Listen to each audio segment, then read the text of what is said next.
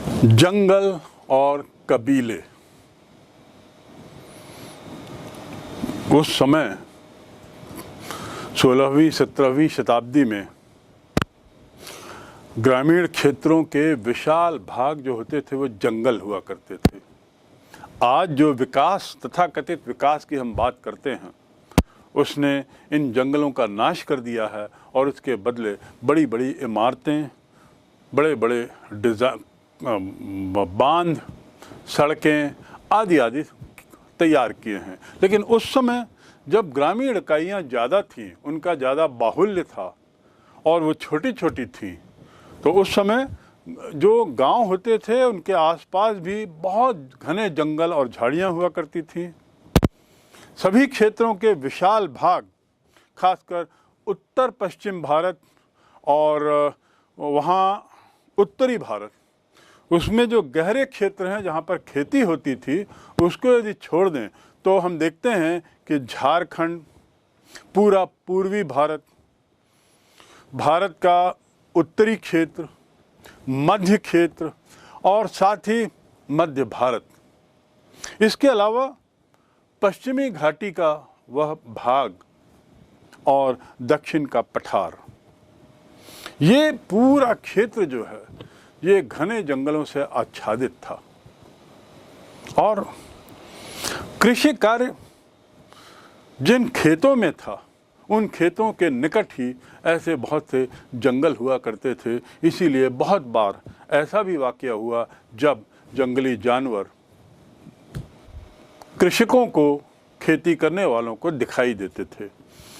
समकालीन स्रोतों से उपलब्ध जो जानकारियां हैं, उस समय की जो ग्रंथ, पुस्तकें आदि लिखी गई हैं, उसमें ये बात स्पष्ट हो जाती है कि भारत का लगभग 40% क्षेत्र वनाच्छादित रहा होगा, ऐसा एक अनुमान लगाया गया है। इतना बड़ा भूभाग जहां इतने सारे जंगल हों, निश्चित रूप से उसने तत्कालीन पर्यावरण को, तत्कालीन मौसम को प्रभावित किया होगा।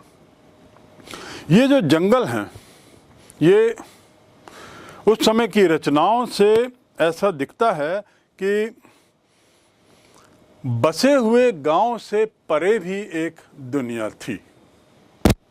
इन जंगलों की जिनकी चर्चा मैं कर रहा हूं, जो 40% जितने बड़े भूभाग में फैले हुए थे और बड़े घने होते थे, तत्कालीन जो उस समय की जो विवरण है उनसे ऐसा स्पष्ट परिलक्षित होता है कि एक और दुनिया थी जो गांव से परे थी, बसे हुए गांव से परे थी। और इस दुनिया में, इन जंगलों में जो लोग रहते थे, उनके लिए जंगली शब्द का उपयोग किया जाता था।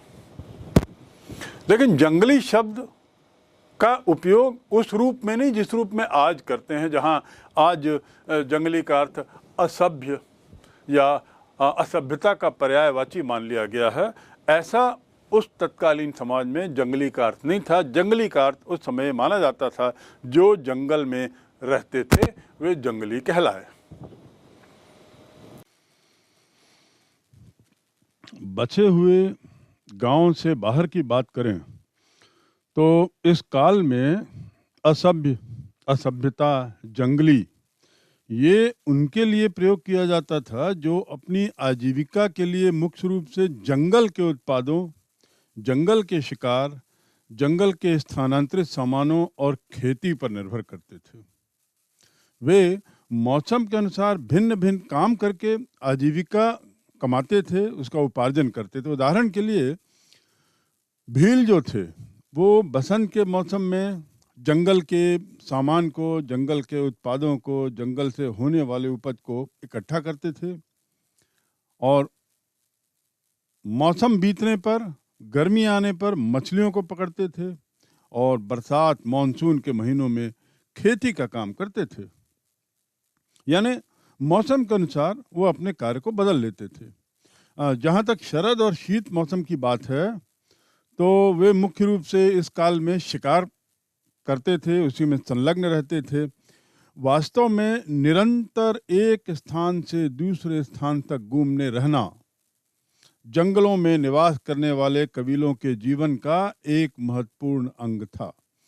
घुमंतु प्रवृत्ति, घुमक्कड़ प्रवृत्ति, एक स्थान से दूसरे स्थान जाना ताकि वहां वे अपना खाने पीने का सामान एकत्रित कर सकें, यह उनके लिए एक बहुत महत्वपूर्ण बात थी। राज्य की दृष्टि से जंगल तो उपद्रवों का अड्डा थे, जहां उपद्रवी रहते रहे होंगे, जहां सभी तरह के अपराधी रहते होंगे और सब तरह के अपराध वहां होते थे। तो घने जंगलों का फायदा दुरुपयोग के रूप में तत्कालीन समाज में होता रहा। इसके अनेक उदाहरण हैं। ऐसा वर्णन मिलता है तत्कालीन ग्रंथों में, उस समय के ग्रंथों में, कि ये जो जंगल थे, झाड़ियाँ थीं, ये संभवतः अपराधियों का शरण क्षेत्र रही होंगी। यहाँ पर लोग अपराध करने के बाद चले जाते रहे होंगे, उनके ये अड्डे बने, उनके मवासी भी जिसे कहते हैं, तो ये वो कहलाए। बाबर जो मुग़ल साम्राज्य का संस्थापक था, मुग़ल सम्राट, पहला मुग़ल सम्राट जिसने मुग़ल साम्राज्य की स्थापना की 1526 में, उसने तो लिखा है कि जंगल एक ऐसा रक्षा कवच था जिसके पीछे परगने के लोग, यानी परगने यानी क्षेत्र के लोग, कड़े विद्रोही बन जाते थे और साथ ही कर भुगतान से भी मुकर जाते थे। यानी जो कर नहीं देना चाहते थे, ऐसे कई उदाहरण थे, कर से बचना चाहते थे, ऐसे भी कई उदाहरण थे, और बचने का एक रास्ता जंगलों की ओर भाग जाना और वहाँ लिप्त हो जाना आपराधिक गतिविधियों में और एक तरीके से जंगली बन जाना। संभवतः इसीलिए बाद में जंगली शब्द का उपयोग असभ्य और या असभ्यता से जुड़ गया है। तो ये क्षेत्र जो जंगल के थे, ये कबीलाई क्षेत्र तो थे ही, और यहाँ जो रहने वाले लोग थे, इनको इस बात की दिक्कत होती थी, जो मूल रूप से जो जंगलों में रहते थे, उनको इस बात की दिक्कत होती थी कि बाहर से, गांव से, बसे हुए गांव से आए हुए लोग अपराध के उद्देश्य से, गलत कार्य के उद्देश्य से, कर से बचने के उद्देश्य से यहाँ आकर छिप गए हैं, यहाँ शरण ले रहे हैं। जंगल, जंगली शब्द की बदलती हुई परिभाषा और तत्कालीन अर्थ, कबीलाई समाज, इनकी बात करने के बाद हम थोड़ा देखें कि क्या उस समय जंगलों में किस तरह की घुसपैठ हो रही थी और क्यों हो रही थी। घुसपैठ मतलब लोगों का, वहाँ शहरी लोगों का, बसाहट वाले क्षेत्रों का वहाँ जाना आना था क्या और क्यों था, आखिर कारण क्या थे। तो जंगलों में घुसपैठ की बात करने पर हमें जानना होगा कि आखिर क्या कारण थे जिससे कि बाहर के लोग जंगलों में जा रहे थे। ऐसी क्या व्यवस्था थी या क्या वे स्वेच्छा से ऐसा करते थे। पहला कारण तो उसमें यह है कि ये जो बाहरी ताकतों का जो प्रवेश हो रहा था, वह मुख्य रूप से हाथियों के लिए, अर्थात सेना के लिए उस समय आपको मालूम होगा हाथी और घोड़े बहुत महत्वपूर्ण माने जाते थे, किसी भी सेना के बड़े आवश्यक अंग होते थे। तो हाथियों के लिए शासन के लोगों को कई बार कबीलाई समाज से संपर्क करना होता था, क्योंकि स्वयं के लिए संभव नहीं था कि वे हाथियों को पकड़ के ले आएं, क्योंकि जंगल की सारी संपत्ति, जंगल की सारी चीज़ें कबीलाई समाज की मानी जाती थी। इसलिए आवश्यक था कि शहरी लोगों का या शासन के लोगों का, अधिकारियों का संपर्क कबीलों से हो, कबीले के लोगों से हो, और जाकर उसके लिए वे अनुरोध करते थे ताकि उन्हें हाथी मिल सके। और गांव के लोगों के कहने पर ये कबीले के लोग हाथी को एक तरीके से पेशकश के रूप में देते थे, और पेशकश के रूप में देने का अर्थ होता है या तो उन्हें ऐसे ही स्वयमेव सौंपते थे और या उसकी एवज में उन्हें कुछ शासन के द्वारा कुछ मिल जाता था। तो इस प्रकार पहला कारण जिसके लिए शहरी सभ्यता के लोगों को कबीलियों से संपर्क करना पड़ता था, जंगल के लोगों से या तत्कालीन जंगली लोगों से संपर्क करना था, तो वह था हाथियों की सैन्य व्यवस्था के लिए आवश्यकता। दूसरा कारण ये था कि जो तत्कालीन शासक था, जिस काल की हम बात कर रहे हैं, मुगल काल की, इन लोगों की राजनीतिक व्यवस्था का ये महत्वपूर्ण अंग था कि वे दूर दूर के क्षेत्रों में जाएं, दूर दराज क्षेत्रों का दौरा करें, लोगों से व्यक्तिगत रूप से मिलें, लोगों से व्यक्तिगत रूप से संपर्क करें, उनकी शिकायतें जानें, उनके अनुरोध को जानें और भरसक कोशिश करें कि इनके साथ न्याय हो। दूसरे शब्दों में दूसरा कारण न्याय।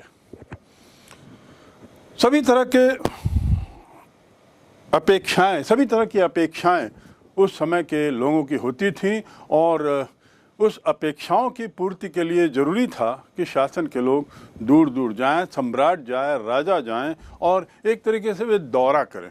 तो जब वो दौरा करते थे तो दौरे के काल में उनका सामना तत्कालीन जंगली लोगों से होता था जो कबीलाई हुआ करते थे, और इस प्रकार कोने कोने में जाकर उनकी समस्याओं का निराकरण करना, उनके जीवन को जानना, उनके लिए समुचित व्यवस्था करना, उनकी शिकायतों को सुनना और व्यक्तिगत ध्यान देना, ये उनकी राजनीतिक व्यवस्था का भी एक हिस्सा था। जंगलों में घुसपैठ के बारे में ये बात जानना जरूरी है कि मुगल कालीन दरबारी जो चित्रकार थे, उनके द्वारा शिकार के सजीव दृश्यों का चित्रांकन किया गया है। वे बिल्कुल हूबहू ऐसा चित्र बनाते थे मानो वह लगता था कि ये सजीव हैं। अधिकतर चित्रकार उन चित्रों में सद्भावनापूर्ण शासन की ओर संकेत करने वाला एक छोटा सा दृश्य भी दे देते थे, ताकि वो चित्रों के माध्यम से जो समाज में जो राज्य शासन और जनता के बीच का जो तालमेल है वह भी उसमें परिलक्षित हो जाए। इस काल में वाणिज्यिक खेती के प्रसार ने जंगलवासियों के जीवन को भी प्रभावित किया। ये कमर्शियल क्रॉप इसी काल में आनी शुरू हुई थी, जैसा हमने पहले पढ़ा है, और जब शुरू हुई तो जंगल के लोग भी इससे अछूते नहीं रह पाए। उदाहरण के लिए शहद, मधु, मोम, लाख, ऐसी कुछ जंगली उत्पादों की मांग काफ़ी होने लगी। ये न केवल देश में बल्कि देश के बाहर भी, जिसमें लाख और मोम तो प्रमुख थे। ये समझना होगा, ये याद रखना होगा कि लाख जैसी वस्तुएं 17वीं शताब्दी में भारत के विदेशी व्यापार में निर्यात की एक बहुत महत्वपूर्ण वस्तु हुआ करती थी, और हाथी भी व्यापार का एक मुख्य भाग थे। हाथियों को तो जंगलों से पकड़कर बेचा जाता था। वस्तु विनिमय अर्थात विभिन्न वस्तुओं की अदला बदली के आधार पर भी व्यापार किया जाता था। यद्यपि सिक्के उस समय आने शुरू हो गए थे, लेकिन फिर भी विनिमय की जो प्रथा थी, जो प्राचीन काल से चली आ रही थी, वह भी जारी थी, खासकर विशेषकर बड़ी वस्तुओं के सिलसिले में। जंगलों में रहने वाले कुछ कबीले, जैसे पंजाब का लोहानी कबीला, भारत और पाकिस्तान के बीच स्थल मार्ग से होने वाले व्यापार में भाग लेते थे और अफगानिस्तान की तरफ से आते थे। लोहानी पंजाब के गांवों और शहरों के साथ भी व्यापार करते थे। दूसरे शब्दों में हम अब समझ सकते हैं कि कैसे गांव अब व्यापारिक खेती के मद्देनज़र शहरों से जुड़ने लगे थे, कैसे उनका तादात्म्य उनके साथ बैठने लगा था। इसी प्रकार आर्थिक कारणों के परिणाम स्वरूप जंगल में रहने वाले कबीलों की जीवन शैली में परिवर्तन होने लगा। यानी ये जो संबंध इनके जो बदल रहे थे, गांव का शहरों से जो जुड़ना हो रहा था, वह मात्र व्यापारिक खेती के कारण ही नहीं था। उसका दूसरा कारण था इनकी आर्थिक तंगी। दिन ब दिन पैसों की, दिन ब दिन आर्थिक कारणों की तंगी बढ़ती जा रही थी, आर्थिक कारण संकट पैदा कर रहे थे और उससे बचने के लिए ये कबीले जो हैं अपने जीवन शैली में परिवर्तन भी कर रहे थे। सामाजिक कारणों से भी इन जंगल वासियों के जीवन में कई परिवर्तन आए। बाकी जो कारण हमने बात कर ली है, आप समझ चुके हैं, लेकिन ऐसे कुछ सामाजिक कारण भी थे जिसके रहते इन जंगली लोगों में, इन कबीलाई लोगों में कुछ परिवर्तन आया, कुछ परिवर्तन देखा गया। जिसमें पहला था कि समय के साथ साथ ये कबीलाई सरदार जो थे ये एक तरीके से जमींदार का रूप लेने लगे थे, और कई बार तो ऐसा भी देखा गया कि राजा की शक्ति भी का भी वो प्रदर्शन करते थे। यानी अपने को इतना ताकतवर जंगल के समाज में अपने को बनाने लगे, बताने लगे कि एक तरीके से इन्होंने जमींदार का भी रूप ले लिया था, कुछ राजा के रूप में अपने को शक्तिमान बताने लगे थे। दूसरा परिवर्तन जो इस काल में देखा गया वह था कि सैन्य आवश्यकता की पूर्ति के लिए, सैनिकों की जरूरत को पूरा करने के लिए शासन के लोगों को, जमींदारों को इन कबीलाइयों से संपर्क करना होता था, और सैनिकों की व्यवस्था भी काफ़ी कुछ वहाँ से होती थी। ऐसा देखा गया कि तत्कालीन जो ग्रंथ हैं, तत्कालीन जो स्रोत हैं, उसमें इस बात का जिक्र है कि सिंध, दिल्ली के ऊपर उत्तर पश्चिम में, वहाँ की जो सेना थी, उस सेना में करीब करीब कबीलाई सेना में 6000 घुड़सवार थे। सेना तो कबीलाई थी पूरी, 6000 घुड़सवार और 7000 पैदल सैनिक। ये सब जंगली इलाकों से लिए गए लोग थे शासन के द्वारा। तो इस प्रकार दूसरा कारण था सैनिक आवश्यकता ने भी समय के साथ साथ इनके समाज में परिवर्तन लाया। अब जब बहुत से लोग वहाँ से सैनिक बनने लगे, बहुत से लोग सेना में जाने लगे, कुछ लोग सरदार जो थे वे ज़मींदार बनने लगे, तो निश्चित रूप से उनके रहन सहन, उनके जीवन यापन में भी अंतर आया होगा। उनकी जो वर्ण व्यवस्था रही होगी, उनकी जो अपनी तरह की जाति व्यवस्था रही होगी, उसमें भी अंतर आया होगा। ये जो परिवर्तन है, सामाजिक परिवर्तन, कबीलाई क्षेत्रों में भी देखा गया। इस बात को हमें ख्याल रखना पड़ेगा। असम में जो अहोम जाति के लोग थे, वहाँ के जो शासक कहलाते थे वो अहोम जाति के थे। आसाम की बात कर रहा हूँ, वहाँ पे उनके जो पायक होते थे वे जमीन के बदले अपनी सेवाएं देते थे। इस प्रकार विभिन्न क्षेत्रों में हम देखते हैं कि अलग अलग कारणों से कबीलाई लोगों का संपर्क मुख्य धारा के लोगों से होने लगा था, और इसका परिणाम भी कई तरह के परिवर्तनों के रूप में देखा जाने लगा, दिखने लगा। उदाहरण के लिए सामाजिक परिवर्तन की जो हम बात कर रहे हैं वो यही है कि ये जो पायक लोगों को सेवा की एवज में, जमीन की एवज में कुछ और मिलता था, और जमीन के बदले में सैन्य सेवा देते थे। अहोम राजाओं ने जंगलों में हाथी पकड़ने का एक तरीके से एकाधिकार रखा था। वे लोग कबीलों के माध्यम से हाथियों की पेशकश नहीं लेते थे, जैसा कि मैंने पूर्व में बताया है। वहाँ थोड़ी व्यवस्था अलग थी, यानी राजा स्वयं ही हाथियों को पकड़ते थे। हाथियों के लिए उन्हें किसी माध्यम की ज़रूरत नहीं पड़ती थी। उनमें तो हाथी के मामले में अहोम राजाओं का एकाधिकार था। तत्कालीन विद्वान इतिहासकारों के अनुसार कबीलाई व्यवस्था से राजतंत्रिक प्रणाली की ओर संक्रमण की प्रक्रिया का विकास 16वीं सदी में ही हुआ था।